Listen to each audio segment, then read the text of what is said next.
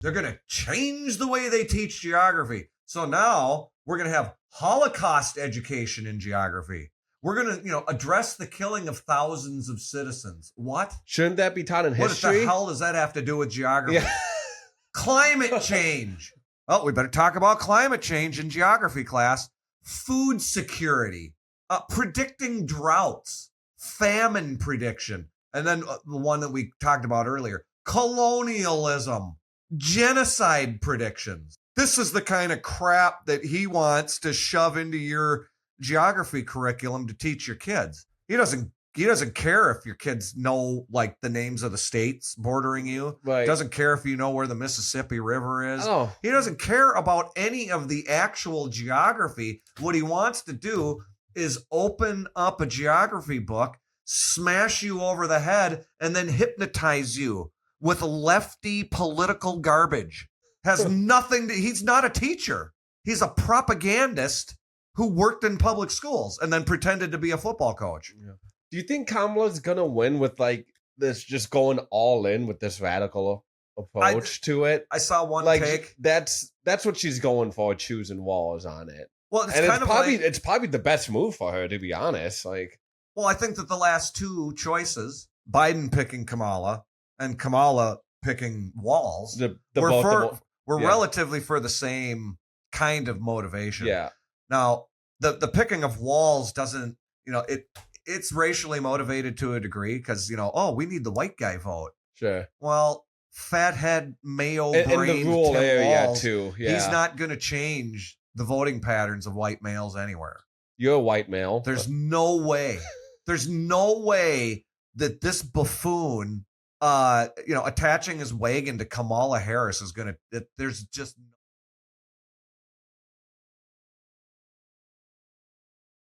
All right, everybody. It's time to close your mouths and open your minds and enter the black market. Cheers, Professor. Cheers, Dougie. Nice seeing you as always. Indeed. So, for anyone who doesn't know, both Phil and I were born and raised here in the beautiful state of Minnesota. And our very own Midwestern dad has been elected, not elected, but chosen as Kamala's running mate. Yep. And people over here, they love themselves some Tim Walz. I mean, the memes that I've seen online was like, Tim Walz is the guy that he's going to mow your lawn for you when you're sick. Really? Yeah, shit like that. There's someone out there that's the perception. Yeah, who actually believes that he would do something like that. What a lot of people don't know is how radical he is, and I'm calling myself out when I say that too. I don't get too much into politics unless I'm talking to the professor here. So I took, I spent like 5-10 minutes just reading about him, and then I probably watched another like hour and a half to 2 hours of videos just learning about Tim Walz, his background. Born and raised in Nebraska, very small town in Nebraska, I believe. When I say small town, like graduated with 24 kids, coached a football team, was a teacher for a long time. Actually doesn't have, the typical politician background that a lot of these other guys have. When on paper, he just sounds like the perfect pick. That Midwestern dad getting in. But you know what else is on paper, Philly? 13-year-olds can decide they want to be the opposite gender and go ahead and get the surgery without getting approval from the parents.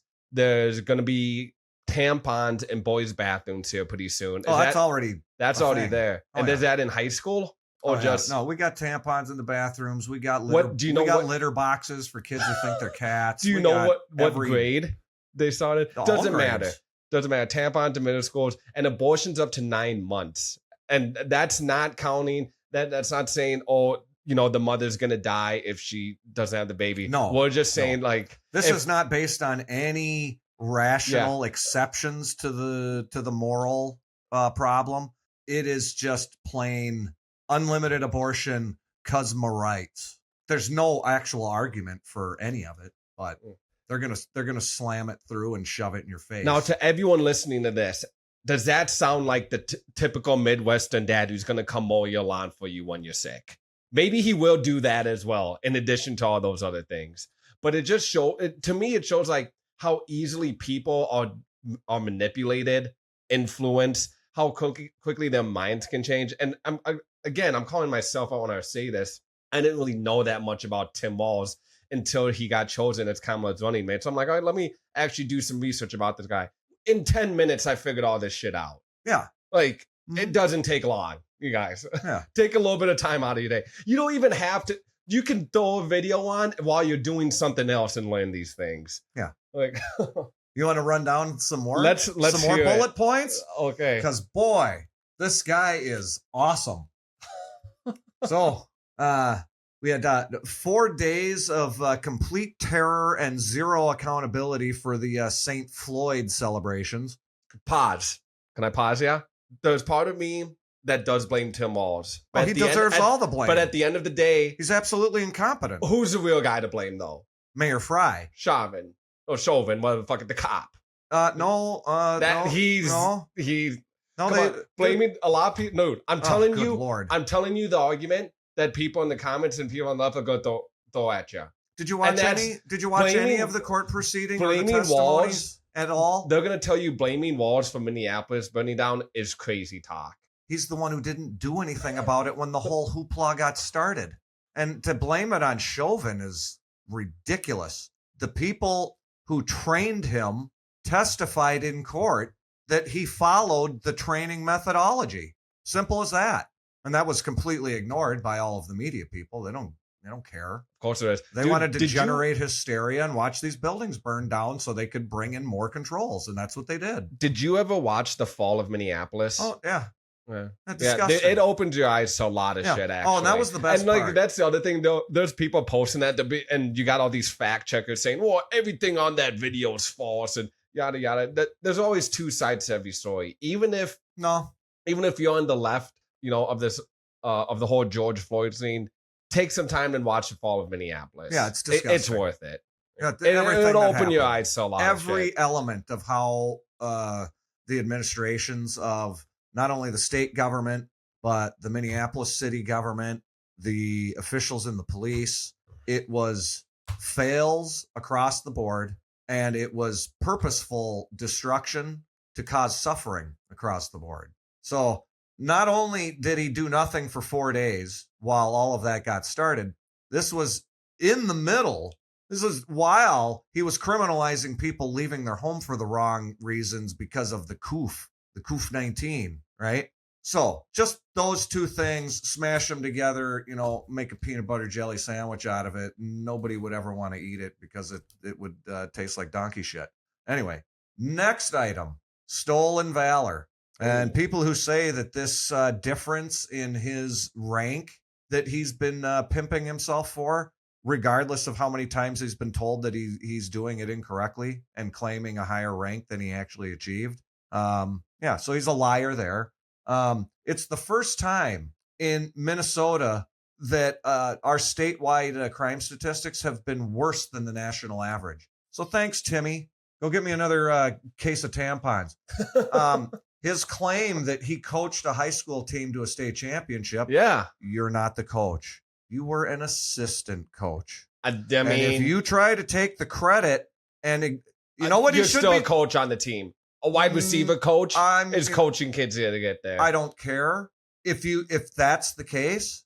Do you think that Belichick's offensive and defensive coordinators say that they coached the Patriots to the Super Bowl? No, they were coordinators under Belichick when they won the Super Bowl.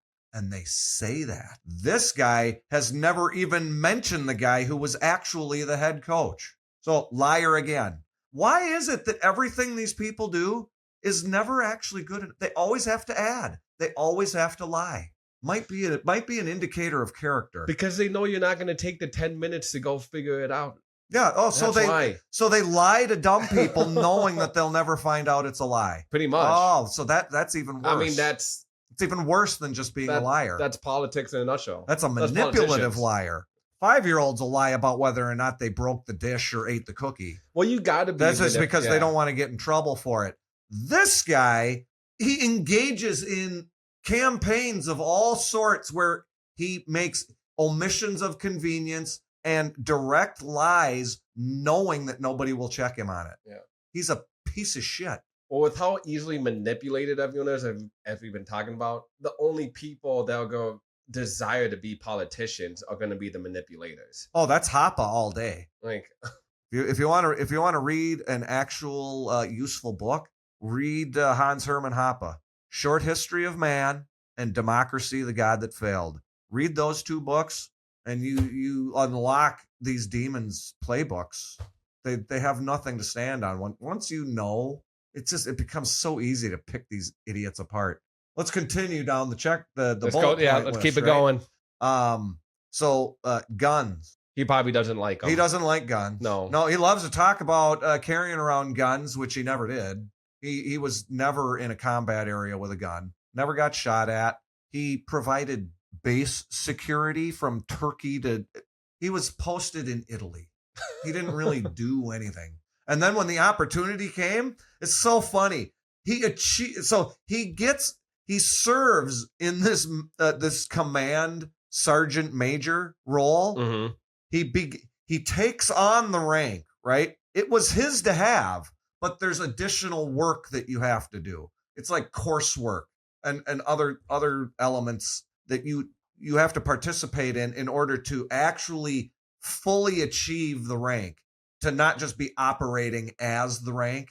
And if you retire in the middle of doing that stuff and you don't complete it, well, your retired rank is whatever you were before you got there. So he never completed what he needed to do to achieve that rank, and yet he lies about it. So his whole stance on guns, that whole thing, absolutely ridiculous. Let's talk about illegal immigrants and driver's licenses. Why would somebody want to issue driver's licenses to illegal immigrants? So they can work. That would be the sensible motivation, right, but what's the real motivation? So they can vote. So they can vote. Oh. Of course. Same day registration, Yeah. driver's license and a utility bill. All you got to do is just go get your driver's license with an address on it and then get a utility bill. And now you're a legal voter in Minnesota, even though you shouldn't even be here. Again, the guy's a giant liar. Lies about everything. And then on the trans thing, I mean, they issued this, that they put this into effect in order to, essentially what you're going to end up doing is you're going to end up undermining the parental. Yeah. You can, a 13-year-old, from my understanding, could go walk into a hospital and say, hey, I want the surgery done. Yeah. The parents don't have to be there. Nope. They don't need any additional approval. Nope. Like this. And then they come home, hey, Dad, I chopped my wiener off. So whenever you hear Tim Walz, if you ever hear Tim Walz say anything about our children, he's not talking to you as a parent. He's operating under Hillary Clinton's "it takes a village" bullshit mantra. You know what's wild? He wants to take your kids from you because you don't know how to indoctrinate them well enough to be, basically dumb in a box eating bugs voting for Democrats. You know what's wild? You can't even get a fucking tattoo till you're 18 in Minnesota. Yeah. Well, it's disgusting. Think about that for a second. No, these people they're demonic. This guy's a demon. Okay. Let's see. Yeah, I was watching him give a little talk, and this is one thing that I've picked up on a couple other guys talking about this. What is it with leftists and atheists? For whatever reason, they believe that telling you a nonstop, just over-embellished story about something is the same as giving you a well-reasoned argument as to their position. But break that down in simpler terms. Well, just like you were talking about. Minnesota dad, served in the military, was a geography teacher, got elected to Congress, then he was governor. He's the perfect vice presidential pick, right? Yeah. Until you realize... Gave poor kids food. What he is. And I don't know why, but they think that describing something is the same as explaining something. Right? And this is why semantics matters. It's right here. It's like if you went to take an engineering course in like automotive engineering, and the way Tim Walz would teach you how to do that is he would tell you a story about, what time he woke up, what he ate for breakfast, the clothes he put on, the car he drives, how long it takes him to get to work, his walk through the door, his waddling up the stairs into his office where he gets paid six figures to do nothing, and then walks around the floor and looks at workers and basically pats himself on the back for making sure they can earn a living. It's like you didn't tell me anything about building cars, but you're going to tell me that you did. Have you seen any clips of him just calling Trump and everyone on the right weird? Trump is just weird, man. Yeah, they're in some weird thing. what? That's like the catchphrase now. Kamala's saying it too. Like, don't you guys think the Trump's doing some weird ideas? Yeah, why do you think that is? Because they're the actual weirdos. Exactly. Every time they start a campaign of finger pointing, it's to hide their own guilt. It's amazing. Every time. I mean, it just goes on and on. Let's see. So yeah, he's considered, if I'm not wrong, like the way other governors view him, you know, across the country, he's a loser. The most radical of the the Democratic governors on there. Like, he's considered the craziest. Oh no, he was evaluated as the single most liberal governor in the country. Is Nebraska a blue state? No, historically, no. Okay, absolutely not. Because you when you look at his background growing up in a small, like really small rural town in Nebraska, you'd think he'd be over on Trump's team. The one urban district, because they've got a weird deal. Nebraska and Maine have a weird deal with they apportion their electoral votes, so they've got weird split things for how they actually award their electoral votes. Mm-hmm. The urban district that includes Omaha has gone blue. But the state, it's a red state. Okay. So let's get back to the bullet points here. And anybody can go and look at the the annual performances and the student ability, their assessment tests and everything. The decrease in student achievement in Minnesota since this guy's been involved in politics is demonstrable. So he's not doing anything to help education. Really? Because even though he's a teacher and claims that he has all these great ideas. I just heard him in that video you sent me when he was giving his speech. He was saying that kids, their behavioral problems and grades have actually gone up due to that food program that absolute nonsense. You know what I'm talking about? There hasn't been an increase in student achievement here in decades because we keep importing people from other places who have no business being here, and then we shove them into our schools. These teachers are incompetent. They don't give a shit. They just want their paycheck and vote blue. And then they'll get their panties in a bunch and carry picket signs whenever their union wants to bilk the state again. You know what it makes me think of? It's like these politicians. It's like they're the YouTuber that's giving the homeless guy $10,000 cash on the street, but they got a camera in his face while they're doing it. Yeah. It's all self-interest. Oh, and then after they turn off the camera, they beat the homeless guy and take the money back. That's the real That's comparison. even worse, yeah. They're all gangsters. I mean, look at the way they're nominated. Look at the way this nomination went. Like, imagine helping a person in a third world country come here just so they can vote for you. Bringing third world people to the United States isn't helping them. You take them out of the culture that they're born and raised in and then transplant them into something that's completely foreign. How is that helping? Depends if they want to come here in the first place, I guess. I don't care. A lot of them do. Who cares? If they want what we have, start working within your own freaking communities to generate it there. It's why colonialism, the whole protest against colonialism is an absolute garbage bag. There's nothing to it. These modern conveniences that have proliferated across the planet, that only happened for one reason. That was because people shared their abilities and their know-how and their assets with people in other places.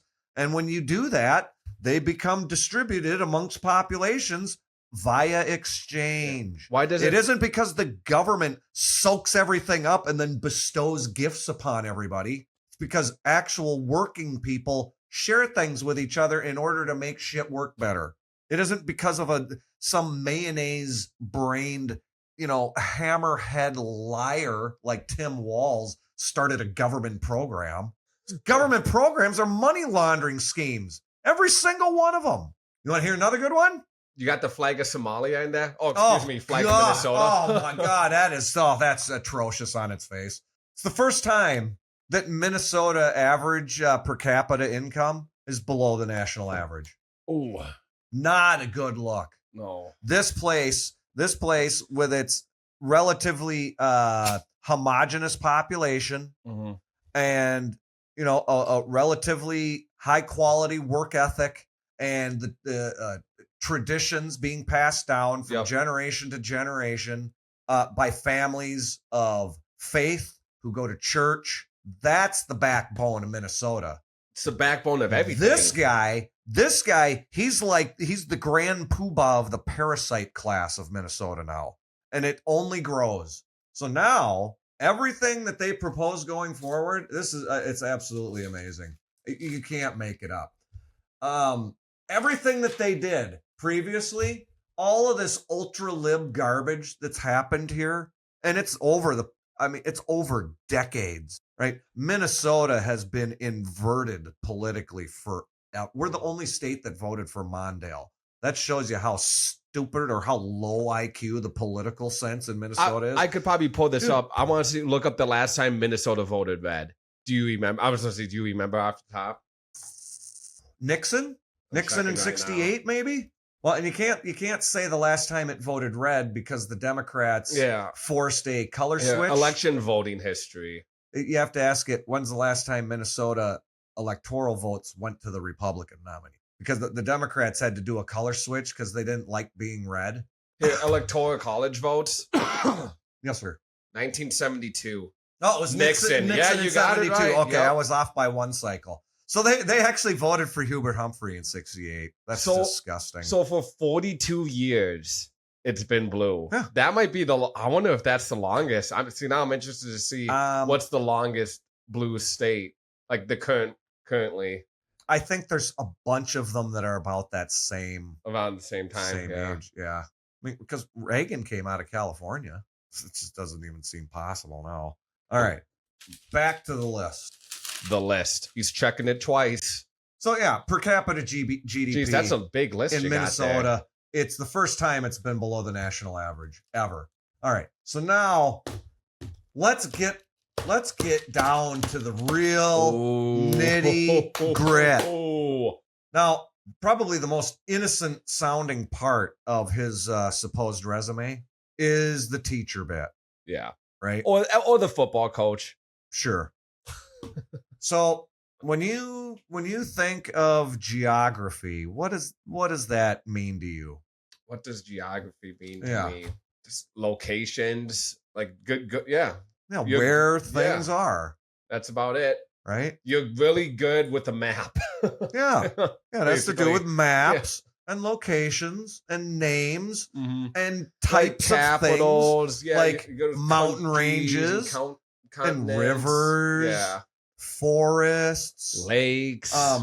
Another thing might be like the locations of particular sources of different metals, different compounds that are useful for manufacturing and industry. There's a lot of things that are useful to learn within it. Now, just like everything else, this guy was a geography teacher who was not interested in teaching any geography. What was he teaching then? He was teaching his own version of global problem solving through technology. Doesn't sound like geography, does it? No. Because it's not. And that's the way people like him treat the education system. I'm going to read off a list of 6 words here. Okay. Gnostic, hermetic, alchemical, occult, communist, and feminist. Basically, all of those things are aligned necessarily against God and anything of any type of moral sense, and they cannot tolerate anybody's real faith in God and God's creation and the reality of the order that we are able to observe. No, every time that comes up, they flip it on its head. Racist, sexist, bigot, homophobe, and then they go into their spiel about equity and inclusion and all this freaking garbage, right? That's what these 6 words are about. It's about mixing up a different recipe and then pretending that it's going to be better than reality. That's why they're always talking about the better world. Yeah. Right? Because they have the hidden knowledge that you're too stupid to understand. And what they're going to do is they're going to bring it all together to create this utopia. And their real point is that they think they're God. They can't tolerate anybody who says, no, you're not God. God is above us and provides the order. They are God, and they'll tell you what the order is. Doesn't matter how insane or destructive it is. That's their entire modus operandi.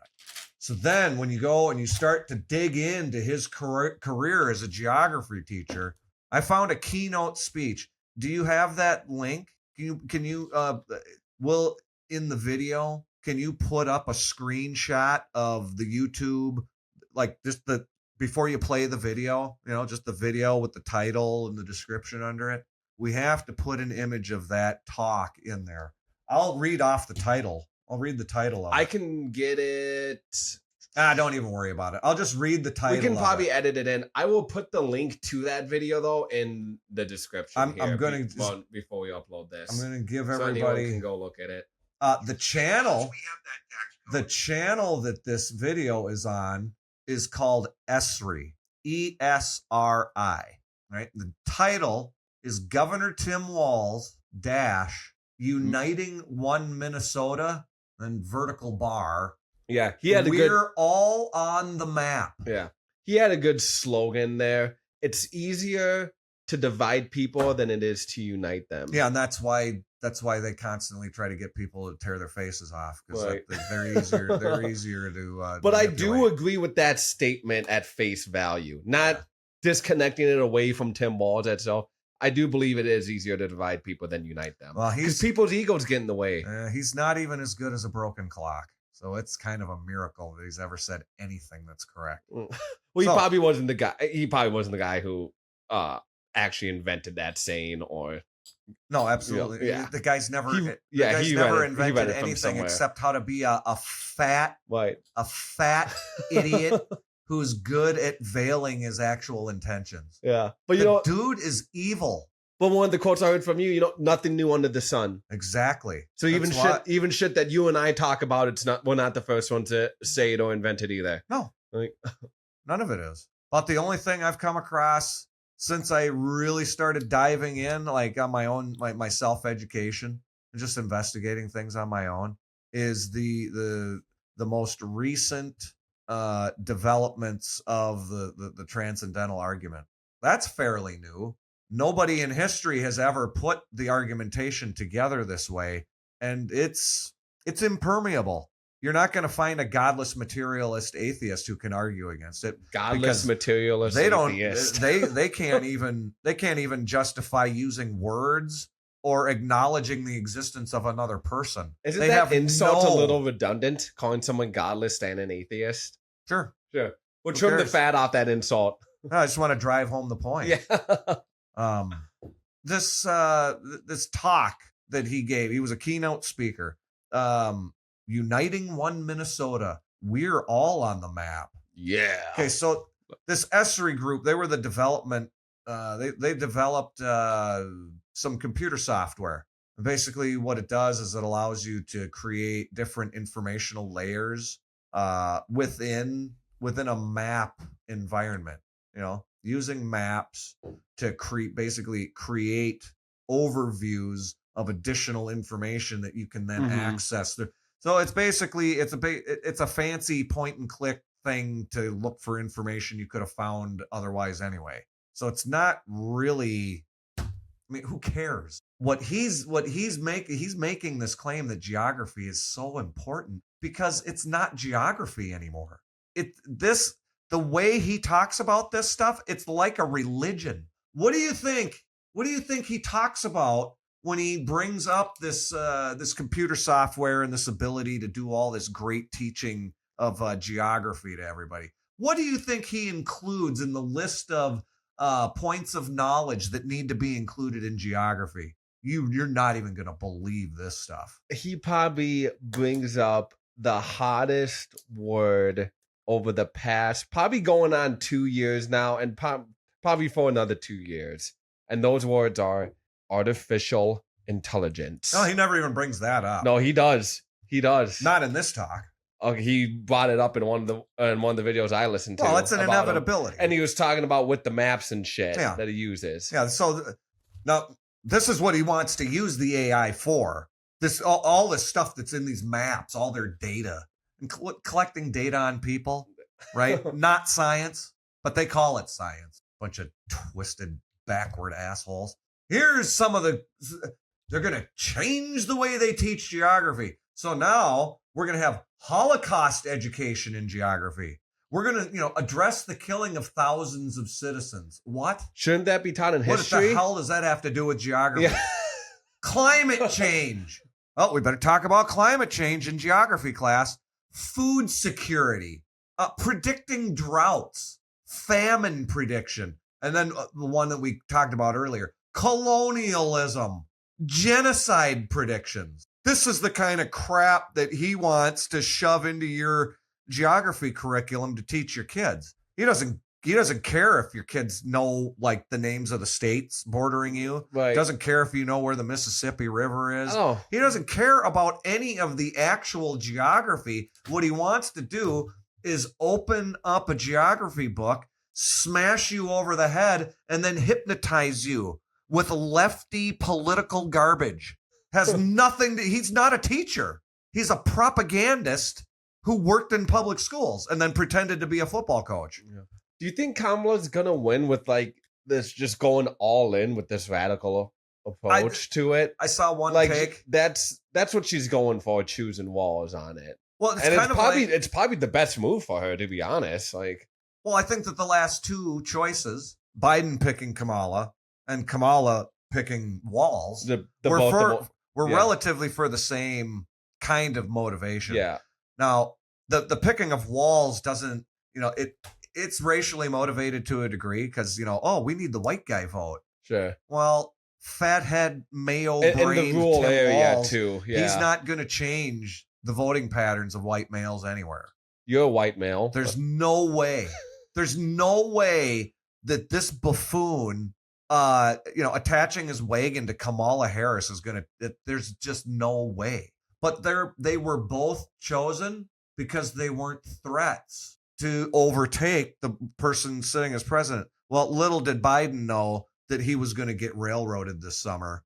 I mean, this is an unprecedented process that has taken place in the Democrat Party leading up to this election. For sure. This just has never happened before. No. These people are all bouncing around celebrating Kamala and Walz like, boy, look at the brand new shiny toy that our process alert to Democrats. You haven't had anything to do with the selection of your nominee in like 40 years. Mondale got trounced, and that was the last time they let you really actually vote for your nominee. Hasn't happened since. Bernie Sanders should have been the nominee in 16 and 20. Yeah. They weren't going to let that happen. And then you go back. He won Minnesota, though. Bernie. Like, Minnesota voted for Bernie. A bunch of states voted for Bernie in the primaries. Right. He was dominating the entire thing. And then they somehow managed to elevate Hillary Clinton through a propaganda campaign and superdelegates. They have reverted almost entirely back to the early part of the 20th century gangster approach to politics. It's just amazing. They shoot their own president via the CIA in the early 60s. Then people start to turn their backs on the party after LBJ basically is found out to be an absolute demon who he drew out the Vietnam War for basically war profiteering. The higher ups who actually give all of these ding dongs their walking orders. Well, no, we're going to keep this war going, regardless of whether or not we can actually win it or if we even have a strategy. We're just going to just keep sending the weapons and the men so we can keep the money churn going. And then they also instituted the Great Society, which was another giant money laundering churn. So anyway, it's so gross. Unleashing this Esri GIS methodology where he thinks he's now basically the head brain wizard of the universe with his insight because of my computers and my maps. He started bragging after he gets done describing this stuff. Many of those students that have worked through this this methodology using this computer software to do geography. God, I'm so excited for these people because now they work for NGOs. Isn't that a bonus headline? You know what an NGO is? No, I was just about to ask. Yeah, it's a non-governmental organization. It's basically something that isn't officially part of the government, that gets funded by the government to act just like the government and pretend that it's not the government. That doesn't make any sense. That makes perfect sense when you operate the way these liars and thieves and murderers operate. It's the perfect scam. And now most of your churches out there, go double check with your pastor or your priest at your church and see how many NGOs they've associated themselves with. Because I've just walked out of churches and never looked back because they started doing these NGO associations. Wait, did you actually go up and ask a pastor? No, they put banners on the outside of the church promoting their membership in these garbage can associations. It's hideous. That's how you end up with the Rainbow Coalition embedded in all of these churches. It's through this NGO garbage. It's like, for a better future. It's like, well, what does that mean? It's always these vague phraseology of happy time words and things that people think sound good. And it's always demented decay and rot and destruction and manipulating and abusing your kids and just turning everything into a shit show. So yay. Yeah, at least we know they're efficient parasites. They learn from the best. Old Timmy Walz never held a real fucking job in his entire life. And then he makes, okay, I wonder how many different sources you can find for accurate predictions of the Rwandan genocide, because he seems to think it's his magic geography computer that predicted it. The Rwandan genocide. Yeah. Do a quick summary of that. Oh, if I remember I don't want right, to just go too far down, but yeah. I'm if not I very remember familiar right, with it myself. It's in the 90s. The country used to be called Botswana, and you had two tribes, the Hutus and the Tutsis. If I got the country and the tribes right, it doesn't really matter. One side basically violently took control of the government and decided to exterminate the other ethnic group in their country.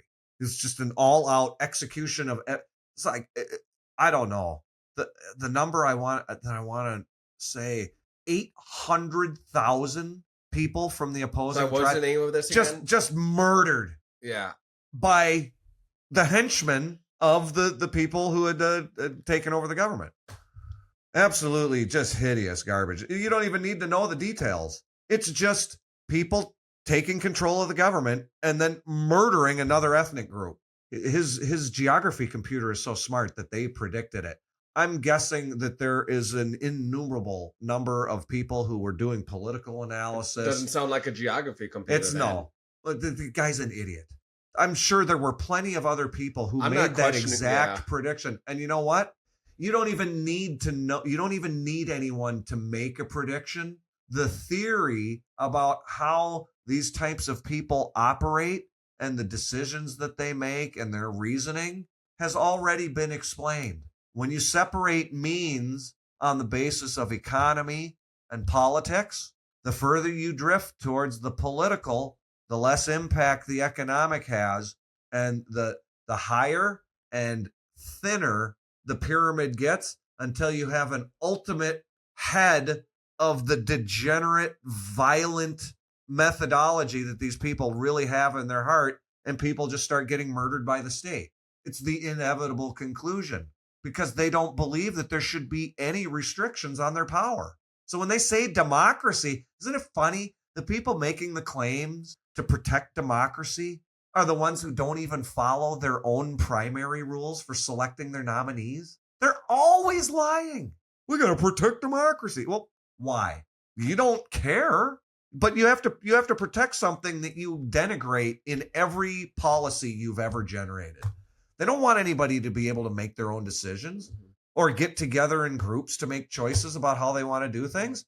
No, it's their ideology from the demonic tower that sits atop their twisted university academic environment, and you either accept it or we're going to demonize you and make you an enemy of the general population And then what we're going to do is we're going to propagandize all those slow-witted people to treat you that way and make your life miserable. Right. Do you think any of these politicians actually start off with good intentions when they're younger, or maybe even when they get older, and then decide they want to, get into politics or run for city council, whatever it is, and they see the evil that takes place in the system, and they realize the only way to make it to the top is just to subscribe to all the bullshit, so they just go with it? I'm sure there's plenty of them. Yeah. But the only ones that you Think can... Tim Walz was like that, or No. you think No. he's just been evil since the beginning? He's just generally a terrible person. I mean, I don't know. I get very little like inherent positive feeling from anybody who goes from school to military to school to public policy. Those are not real jobs.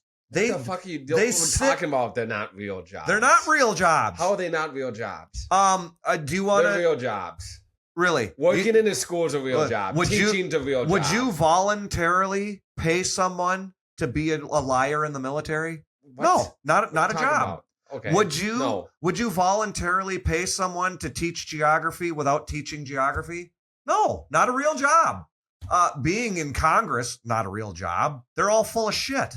They lie to everybody, and then becoming the governor of Minnesota and signing all of that demented garbage into law, not a real job. The dude is 100% of his adult life, he has been a direct dependent on government spending. He's never earned a penny in his life. He's been given money for being in a position and never actually lived up to the requirements of the position.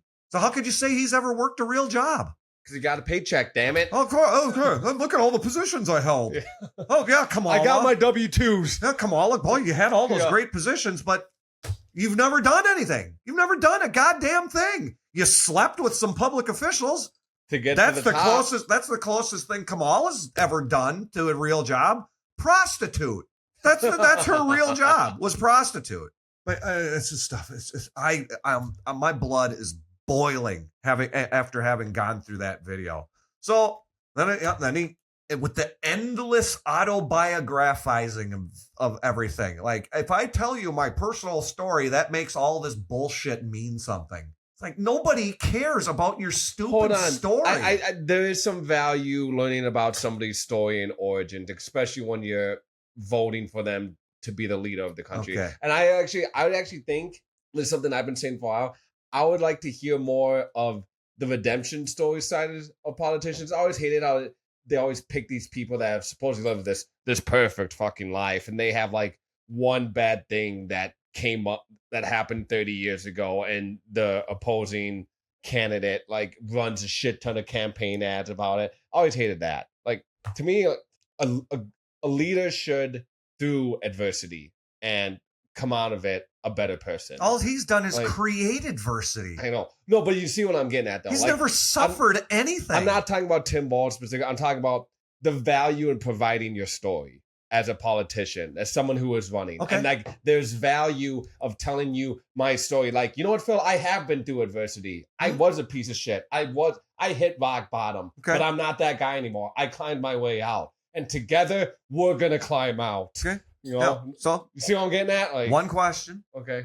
Does that depend on the context within which you do the biographizing? You're just telling this stupid personal story. Depends on the situation, right? Yeah. So if you're the keynote speaker at a conference, okay, there's a time and place for it. Is exactly. What you're saying. Okay. But these people, they never read the room. It's just always my story. Everywhere they go. I mean, listen to Kamala's stump speech. I mean, Jesse Waters did a great bit. I think she did 2 speeches in one day in Wisconsin. The exact same speech. So? Didn't change a word. It's like a DJ playing the same set. Yeah. Oh my God. We don't want to do that. It's so bad. Back to the geography computer, right? Because this guy he knows everything. Well, are you pretty good at geography? I think I'm fairly literate as far as geography goes. Yeah. That's what I'm about to bring up here. Okay, let's go. I was gonna say, I wonder if you could beat Tim Walz in a geography test. Well, see, if he wrote the test, it wouldn't be a geography test. No, he's not writing it. It would be an agreement with leftist propaganda test. That's what it would be. Imagine the first question. Imagine the first question on a Tim Walz geography test. Well, his like what do you think it would be? So if I came in and he knew like what I have been saying about him, you know what the first question on his test would be? What? Why do you hate black people? That's not a geography question, Tim. So, and it's so condescending. He's going on about how this good geography computer, it's so great. There's so much you can use it. So many things you can figure out with it. So what does he do? Says, you know what's scary is geography illiterate people in Congress. Yeah. Oh boy, Ooh. dude, Timmy, you got me there. Let me ask you a question. Do you think it's scary that the rates of illiterate people graduating from high school in the state just continues to go up, and that your presence in the school system correlated with it perfectly? How about all of the just plain illiterate people coming out of our schools with a rubber stamp from guys like you? What do you think, Timmy? Freaking Timmy. idiot. Yeah, and that was 06 when he went to Congress. Then in 2018, somehow the universal nitwit group of this state voted him into the governorship. It's so disgusting. As governor, you know, he finds it very valuable to convey complex information to effect change. What do you think the first thing he talked about was? Remember, Black people. So he went into office in 18, right? And this speech is it's very recent, right? So he's looking back. Governor in 18, what was like the first like major thing that happened after 2018? COVID. Well, coof. Well, yeah, if you say that word, your video will probably disappear. no, you're right, actually. You got to say coof. Coof 19. They might give you one mention without taking your video. Okay. This is what he goes into. Yeah, we can use the system to teach people about immunology and outbreaks. You don't know anything about immunology. Just because there's data points in your geography computer and you were a geography teacher doesn't mean you know anything about it. And the best part about that was everything that he supported throughout that whole process, and the manipulation and his 4 days of dancing around while the city burned and did nothing, while criminalizing people leaving their houses or going to church. This is the description. He's an agenda driving parrot on that.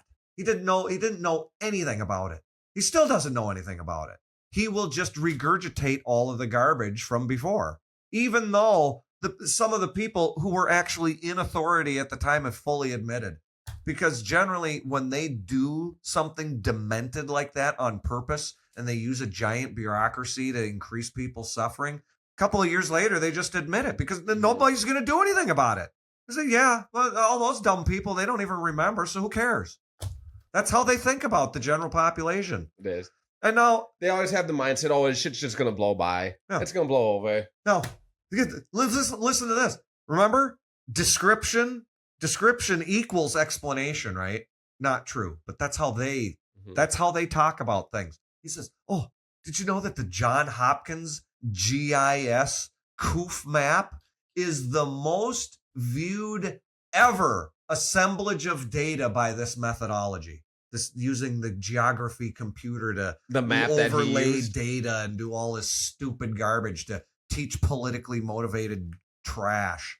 And again, looking at data on a map isn't an explanation for anything.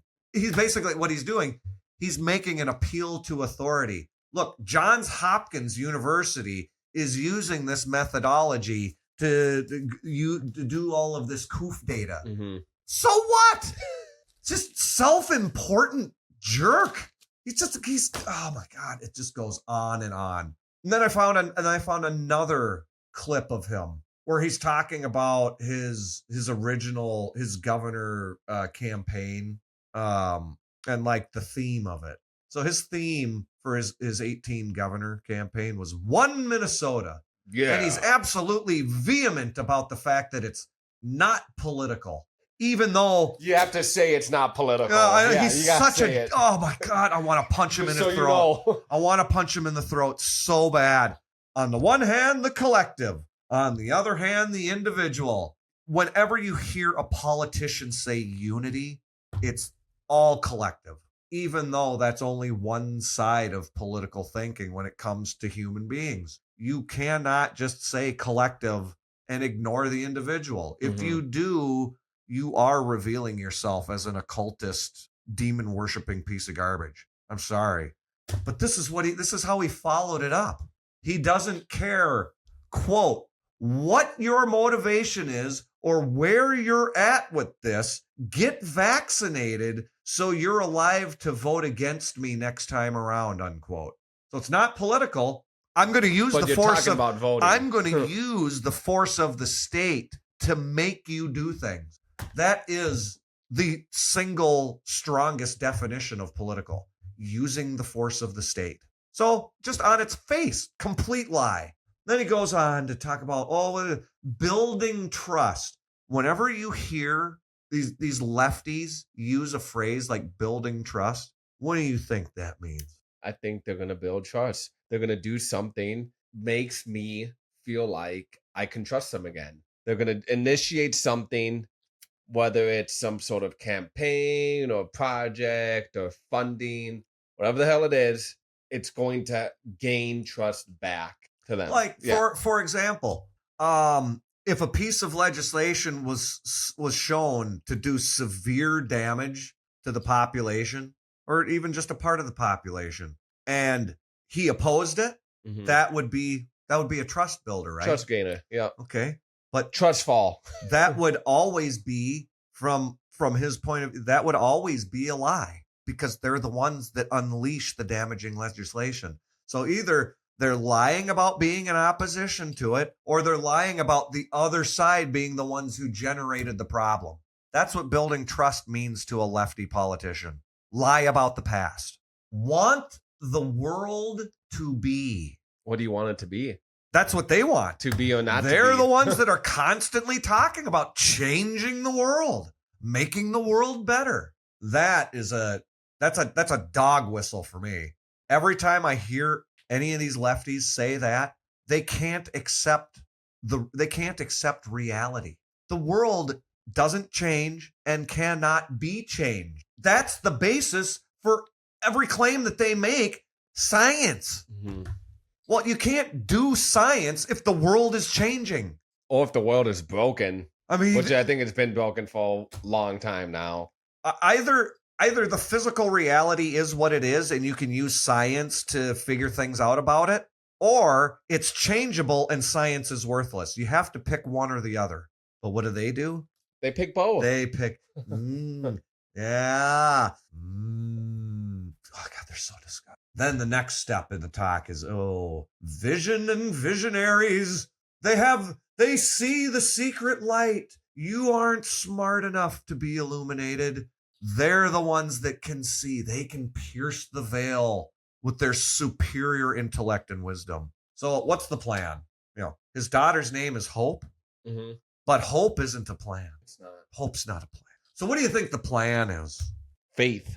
Faith must be the plan. Well, if it's not hope. Faith in something evil, if you're coming from his side. Point number one. It's the first thing he says. Stop global warming. Oh, God. He's going to make the sequel to an Inconvenient Truth. It's so stupid. They can't even really demonstrate that the world is even warming as far as I can tell. I mean, sure as hell not at a rate that needs to be confronted. I mean, all winter last year in Minnesota, that might be the best proof of global warming I've ever seen. That's not evidence of anything. What's the evidence of that? It was a warm winter. A warm winter is evidence of a warm winter. When's the last time we had a warm winter like that? Probably a ways back. Okay, so now...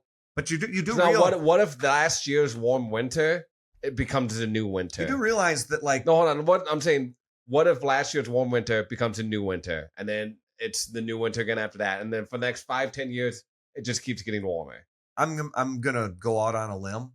Generally, when we reach a particular part of season during the year and everything seems to be out of whack, it usually falls on the opposite extreme the next year. So if I had to make a prediction about this winter, it's gonna snow early and often and be colder than normal. Yep. And then where's your global warming? See, because there's stuff like that going on all across the planet.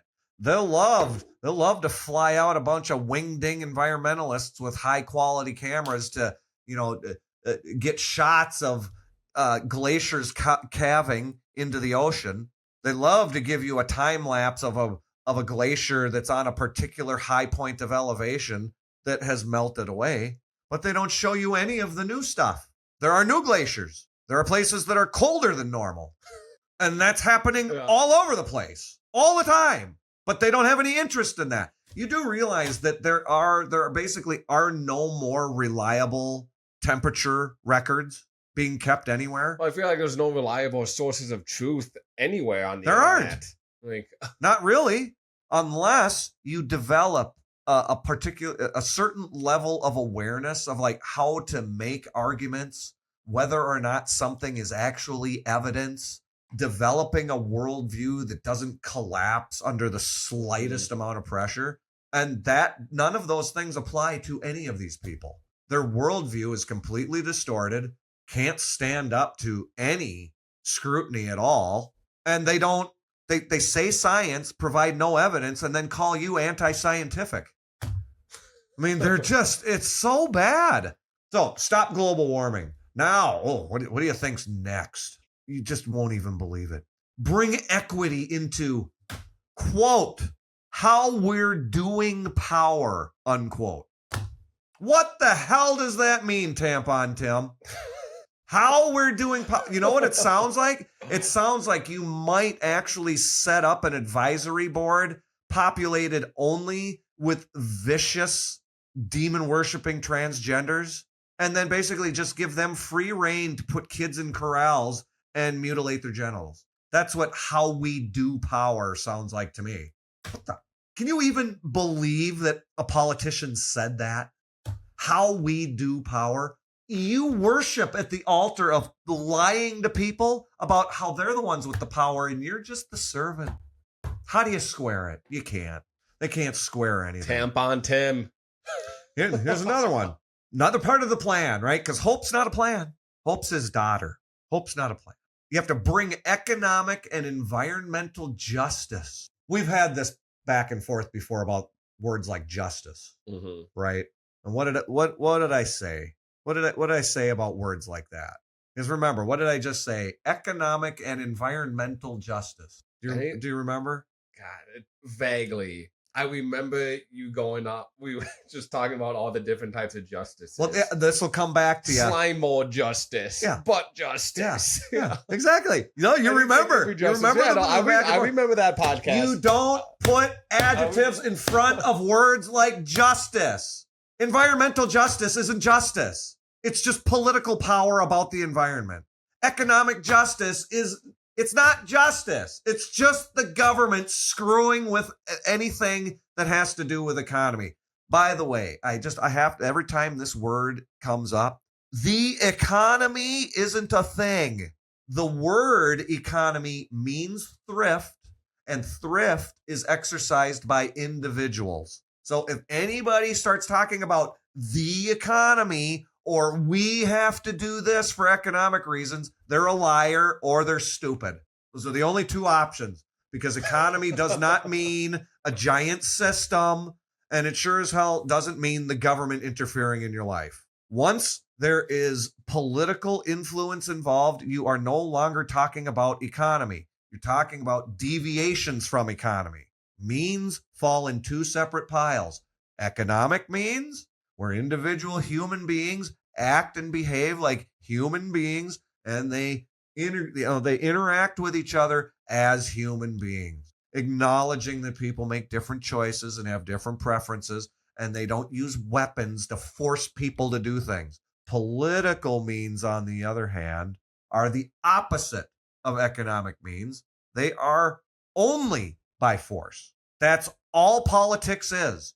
Who gets to be in control of being wrong about everything while carrying guns? That's what political is. Economic, sane individuals being productive, exchanging with each other, maintaining their lives. Political, being a godless materialist piece of garbage who walks around and points guns at everybody and forces people to do things. Those are the two things. This can't improve this. This can survive without this. Economic means if people just elevate their character and their desire for wisdom, political means dissolve and they become very limited. There's only one thing that I can think of that is actually legitimate political exercise. And what's that? National defense. National defense and local policing. And I don't even think local policing requires politics at all. What it requires is quality service that people can pay for. Think of how much better our policing would be if it was ran by just separate entities, not connected to the government at all. Not only separate entities, but that also invites competition. I'm not saying only one company is allowed to start policing, but then you got another company that starts policing. Now there would have to be, there's a lot of conversation here we'd have to like dig into. You'd have to follow maybe the same laws or same rules and shit like that. Yeah, and if you want, but lack of competition stifles innovation. Yes, and the police have no competition. That's correct. I lost that Sorry. train of thought. That's all right. Let's see. Me. So yeah, I even wrote it under here. Sophists, adjectives that defeat the principle. Right? Adjectives on a principle like justice destroys the justice. There's no justice left. Social justice, no justice. Racial justice, economic justice, environmental justice. None of those justice have anything to do with justice, except for the fact that they keep slapping the label on it. So another stupid thing that he said in the middle of this talk, GIS, the geography computer. Right? Okay. It is the tool to produce a quote fair unquote society. Now, whenever you hear these people use the word society, you know you're about to get rolled because they have no interest in you or me or anybody who actually makes up what they label society. They're just interested in exercising power and being comfortable and having nobody challenge them. They don't care about society. Obviously, none of their policies ever work, yet they care so much. He labeled the justice thing. He said, social, environmental, and economic justice are the triple bottom line in Minnesota. Oh, tampon Tim, man, you are full of it. So, and he goes on. He starts talking about the number of entities that subscribe to this ESRI thing. And all they just make the software, right? There's nothing wrong with what they do. Right. I mean, it's handy. It's a new way of organizing information for a lot of different purposes that I'm sure are very useful. But it's not geography. Okay? The geography thing it's the Trojan horse for all of their political bullshit, right? It doesn't have anything to do with geography at all. But it's this goal, our goal, that the triple bottom line, it's so monumental and overwhelming. And these are my words. This is basically how he described it. And I'm translating it. He basically says these goals, they're so important. And I just say the plebs are too stupid to understand. And that goes right back to building trust by lying about the past to people who are too stupid to realize you're lying about everything. It just keeps feeding back on itself. Oh my God. Yeah, climate. Then he starts warning people. You hear people out there saying we're turning Minnesota into California. Well, that's absolute nonsense. Yeah. Well, it was a terrible idea. I don't think they're turning it into California. It has been your motivation. Oh, he's turning it into something else. Every time California comes up with another twisted manipulation of everybody's life, Minnesota follows suit almost the next day. Sometimes we actually beat California to the punch. That's how stupid things are in Minnesota. How fast we go.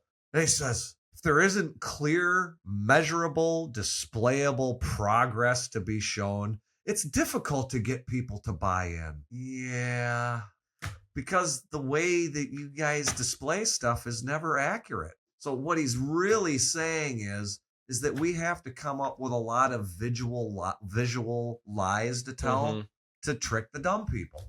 Because they're not actually going to go and read books that have the actual information in them so that they can call our bluff. No. They're going to be Why would they spend mesmerized. 5 minutes doing that?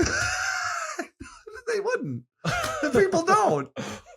It's like built-in intellectual torture, being aware of of these people and how they work. So, yeah, basically what it amounts to is that, okay, show maps that disguise your BS. It's like, oh, well, Trump's polling favorably in 48 of 50 states. So what do? You just show everybody a blue map. Trump's not leading anywhere. The map's blue. What are you talking about? That's how they do everything. That's like, oh my God. Because that's all they have to do in their defense. And it's so weird to sway people. They want to shove all of this data and statistics about different types of activity to with the claim that they're going to make everything work better.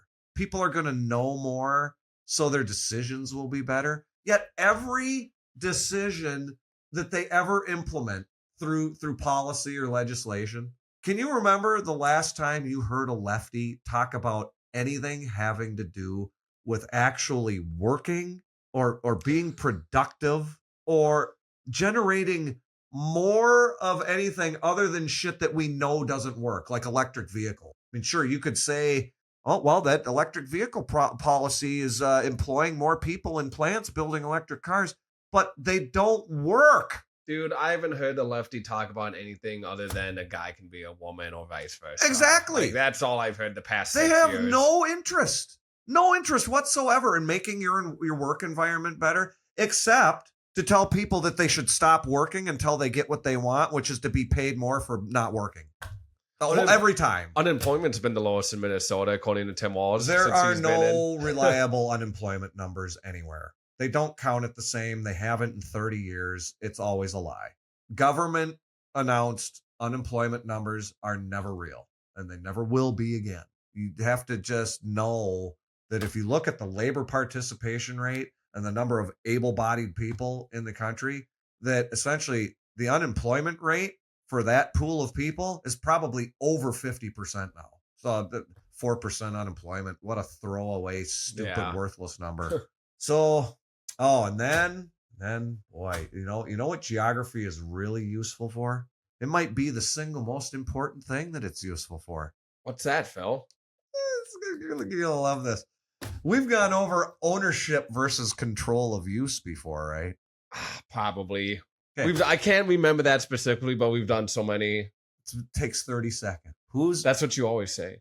Who's more likely to maintain the value of a piece of land? The guy who owns it, or the contracted government bureaucrat crony who gets to use it for 5 years? Oh man, that's a tough one. I'm gonna go with option A. Yeah, the person who owns it. Yeah. Right? Because they had to buy it, and if they want to sell it in the future, they'd They have to take care of it. They probably not want to destroy it so that the value goes down and they lose money overall. A person who controls use for 5 years doesn't have to buy the property, doesn't care about the selling price later, and has a limited amount of time to squeeze everything they can out of it. So that's Tim Walz's big geography computer mission, is to understand land use. And what happens when a lefty politician starts talking about land use? There goes your private home. There goes your ability to buy a spot on a lake and build a cabin. There goes your ability to fish in a lake. No more lake homes, dude. We live in Minnesota. Saying Tim Walz is taking away lake homes. I have more standing to talk about the potential loss of your ability to own a home on a lake than Tim Walz has to talk about anything, because it's a logical extrapolation of the way they do things. The canary in the coal mine died 30 years ago with the smoking ban. Once they can tell you that you can't let your customers smoke in your bar, you don't own anything. Nobody in this state owns anything. The government controls the use of every, and he even says it, down to the square meter. He wants the government to be completely aware how every square meter of land is being used and its exact purpose at every moment in time for all time. Does that sound like you're going to be able to enjoy your property the way you want? That's geography, man. Geography, yeah. He's going to know where every single square is on the map. So under control of use, the protection of land is completely abandoned and you own nothing. Then like the sun through the clouds after a thunderstorm. Now we're gonna talk about some indigenous tribes, yo. I don't even know why he mentioned it. It's not relevant to anything. What does an indigenous tribe have to do with geography? Who cares? Another pull on the heartstring of the dum-dum. Oh, he mentioned indigenous tribes. He cares a lot. Anybody who doesn't like Tim Walz must be racist. And that's the game. That's the game. Trigger word, super Pavlovian, go look in your food dish and then scream at somebody for being a racist. It's so bad. Yeah. Next bullet point. What's the future? What makes up the future? What's their favorite thing to say? Blank is the our kids. Ding, ding, ding, ding. Children are the future. That's why they need to be transitioned and sterilized. Obviously, children are the future. Man. So if you live in let's Texas, put tampons in the boys' bathroom. Yep, tampons in the boys' bathroom for the children. Infinite genders. Even though you want to talk about transgender, which would require that you change from one to the other, even though gender is just a cover up for sex. And I haven't heard anybody actually recall back to this. I'm fairly certain that the word gender, part of it's like common parlance today, has to do with a bunch of uppity, moralizing women's groups who didn't want to see the word sex on government forms anymore. So they changed it to gender. Didn't have anything to do with gender fluidity or any of this other nonsense. It was the substitution of a word so they didn't have to see the word sex. I mean, talk about ding dong. All right. And he bragged about Minnesota's tax code being the most progressive in the country. Yep. If you make more, you pay more. You make more, you pay more. That's absolutely correct. That will really get the middle class going. Now, talk about the claims. Listen to the claims that he makes. Quote, it lets us lower childhood poverty and uninsured rates. And what does the campaign for more welfare and more spending on health insurance for people, does it ever stop? So it doesn't matter how much they get, it's still going to be the same campaign. Number go up. It's the most infinitely stupid philosophy ever created, and yet they want you to buy in because of how you feel about it. Have the rich guys pay for the poor kids' meals. Mm-hmm. I'm with that. Do you know what you never hear, though? You never hear, how are you ever going to transition? How are you ever going to get people to take care of themselves absent your legal theft and everything else you have to do? Continue feeding them benefits that actually make them incompetent adults. There's no recovering from it. You can't just keep spending more and more and more and more and more and say we have to spend more and more and more and more because there are more and more and more and more poor people, more and more and more and more incompetent people, and we got to take care of more and more and more and more illegal immigrants, and it's just more and more and more and more and more.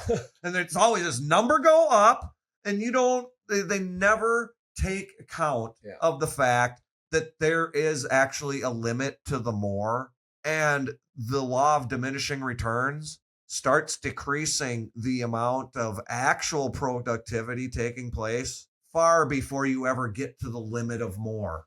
That's why our average per capita income is below the national average. It's why our student achievement is now below the national average.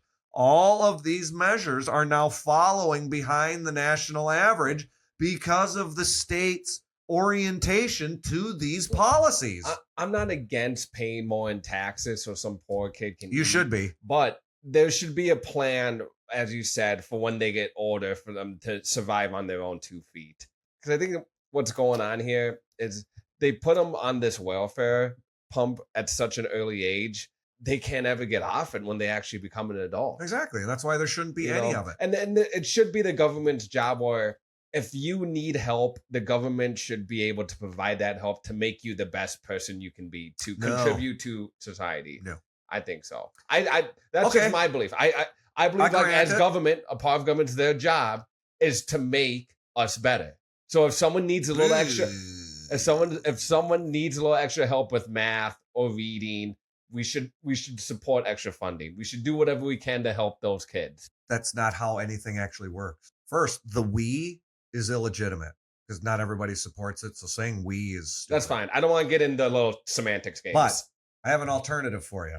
Let's say all the money that the state government spends on all of this support and welfare were left in the hands of the people that earned it. Let's say that the state government doesn't tax that away from the people who earn it. How much of it do you think would actually need to be spent to take care of those people who need the help? I don't know. Half? Taxes that we're currently paying? Yeah, what I'm trying to get at here is that the amount of money that gets washed through the money laundering of the state is far greater than the actual need. So why do we pay it? So we already have the funding, is what you're saying. At churches and local groups took care of all of this stuff in the past. But then they started demonizing the church and getting prayer out of schools and promoting women being whores. And they basically just started eating away at the actual foundations of society. So well, we can solve all the problems. Vote for us. It's Tammany Hall with technology. There's no reason why these amounts of money should be spent on any of this stuff. It's not necessary. You go out to California and you look at the way they've spent money in the name of the homeless crisis.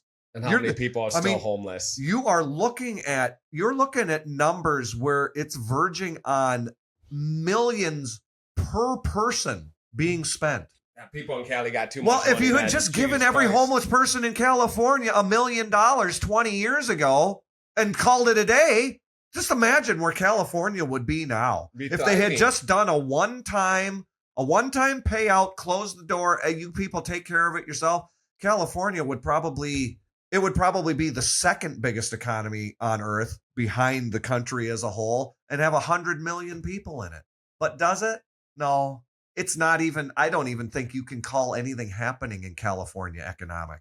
The government has its hands so far up the rear end of every real activity in the state that how could you call any of it economic?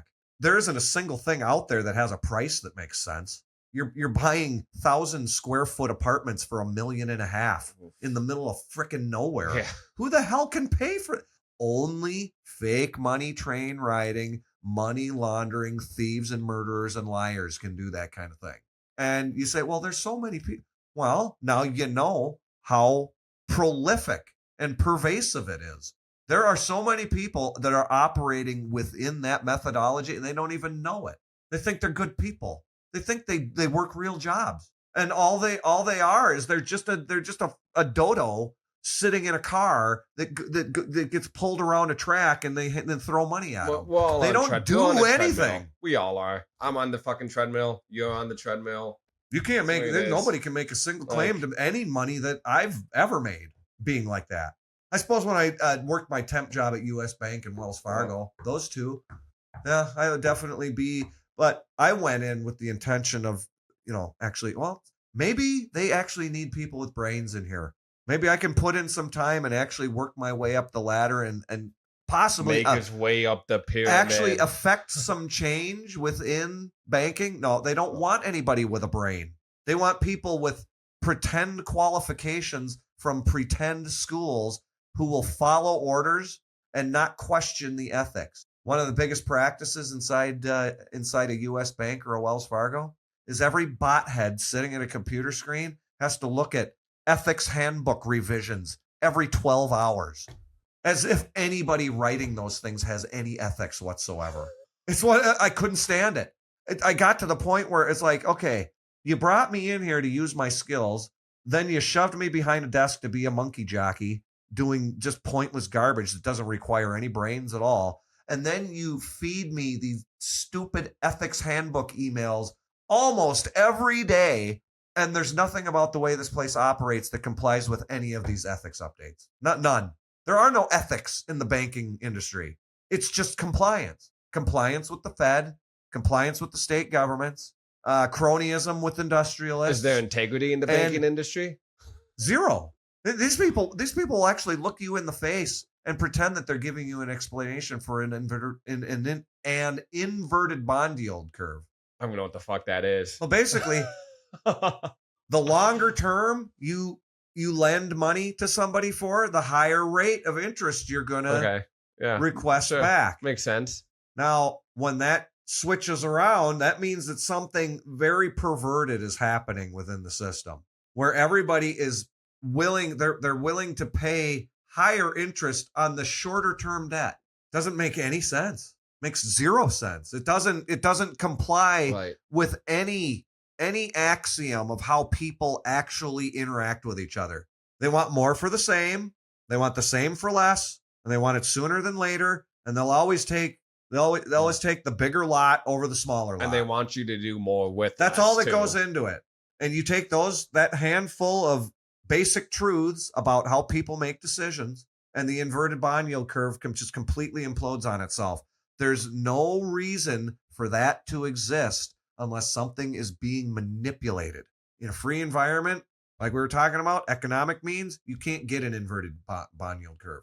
It's impossible. The only way you can get one is if there's political money control involved somewhere. It's the only way. And it just drives me absolutely freaking insane. All right, as you get to your next bullet point, and we are at an hour and a half. Yeah, this was pretty good. Yeah. I nearly got through the whole thing. Okay. The only thing I had left was healthcare, and you can just imagine what a demented jerk he is on that stuff. It's just, oh my God. Oh, we'll finish with this one thing here. Quality, quantity. Right? Quality, quantity, and price. Those are the three basic aspects of a commodity on a market.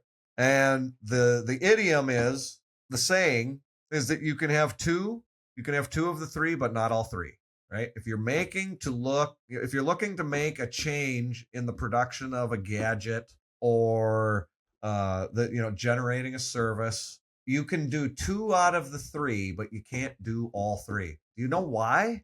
Why is that? Quality and price. You can't push them both in the same direction with a single change. You either make something less affordable and less affordable and higher quality, or more affordable and lower quality. It's just the way it is. Finding that happy medium, though. Yeah. And so when he goes into his whole healthcare tirade, which sounds like, he just always sounds like an idiot to me, but he says, these are the four tenets that he's going to apply to his policy outlook on healthcare: quality, affordability, technology, and prevention. Well, quality and affordability are contrary. You can't do both. So he's just a liar on his face, just right from the start. Then he brings in the technology. Well, we all know what these people use technology for. Mm-hmm. The internet and things like social media and file transfer protocols, all very useful things. But then the political means enter the scene. And what does it turn into? A cesspool. Yeah, it turns into a record-keeping system to basically take action against your enemies and limit access to material that you don't want people to see. They did it with the COOF-19. They're doing it with Kamala Harris right now. You type Kamala Harris into a search engine, she's a goddess. Yeah, get back to me in a year when you find how many entries you have to go through before you see anything in a search result that's negative. They have been scrubbing and scrubbing and scrubbing. The only way you're really going to come across it is people doing commentary on things that they already knew about her, that they didn't have to go and look online to find out. If you need to go online to try and find this stuff, it's going to be hard to find, because you're going to have very specific details to put into your search to ever get to that material. You just type Kamala Harris, That thing is weighted so far in one direction, you're never going to see anything. Just searching her name or the 2024 campaign, you're never going to find anything negative because that's how they operate. They close off access. We need Meanwhile, everybody to you be type informed. in Trump's name. It's like That's all you get. Yeah. That's all you get the is opposite. mainstream media doorknobs telling lies and, ignoring some pretty significant truths about how this approach has actually been working out for them. I mean, they took it so far as actually trying to shoot the guy at an event, and it didn't work. And so now that's all basically all they have left is either. That's why they got Tampon Walz, dude. They went full radical. Either, this is their Hail Mary pass, bringing Walz in. Either they try to shoot them or institute Operation 2020 repeat, where you stop. You have to have the early voting, right? You got to have the early voting and all the mail-in ballots that don't ever actually get mailed in because they weren't folded in half and put in the returned envelope and actually mailed back. You have to have the unlimited early voting through drop boxes and demented little politically motivated cohorts of candidates who brag about it on TikTok, make videos, and don't get prosecuted. So that's awesome. You go from there. The voting machines, whether it's check a box on a screen or feed the ballots through a machine, destroys the auditability of anything because that's how they do everything. They don't want you to be able to check. And then the software on the machines, which can just be reprogrammed to give whatever result they want. So you've got 4 or 5 fundamental levels of just complete corruption in the election system. I don't even know why anybody's even going to bother going to vote. They're going to produce the result they want unless there's some kind of a miracle. I don't think Trump can win. I don't think it will be allowed. The Fulton County in Georgia, there'll be a water main burst. They'll have to stop counting votes for 5 hours, and then when the thing comes back online, Biden will have a million extra votes. So that's how it went all over the place. Happened in places in Wisconsin, happened in Michigan, happened in Pennsylvania, happened in Arizona, Nevada, Georgia.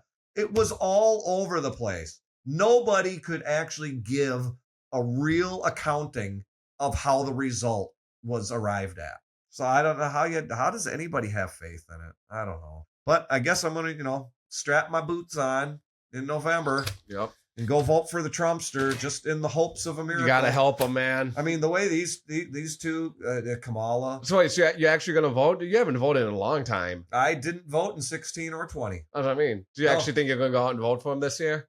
I am. I'm gonna.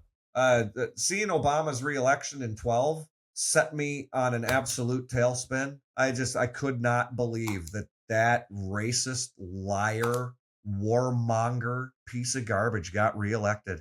I just couldn't believe it. Oh, I'm not surprised at all. How did people vote for him again? Well, we got lots of fun content coming up over these next few months, everyone. Go ahead, let us know in the comments what you guys think of the conversation, of the topics, any questions you have for myself or Phil. And even if you want us to start doing these live again, you guys can come hang out in the chat with us. Let us know. Yep. Phil, you got anything else to say? Oh, absolutely. Come join us in the chat. I know if we start doing them live again, so I didn't mean to interrupt. Right now, we haven't done them live in a while, but that's something I've wanted to get back into doing. We did them live. No one ever joined the chat every now and then, so we figured we'd just go back to recording them for a while. It makes the editing process easier and gives me time to go through everything and all that stuff. But let us know, though. Yeah, I'd like to do it. There are plenty of you out there who have a very hard time ordering your thoughts and doing anything more than calling names. So I'd love to help people out with those problems. Yeah. Or even if you can't make the live stream, like I said, let us know in your comments. We get enough questions in the comments going. We'll dedicate a segment of the episode just going through them and talking to them, responding to people too. Sure. Yeah, that'd be fun. Great. And I choose the Doug Life. The Doug Life chose me. Philly out.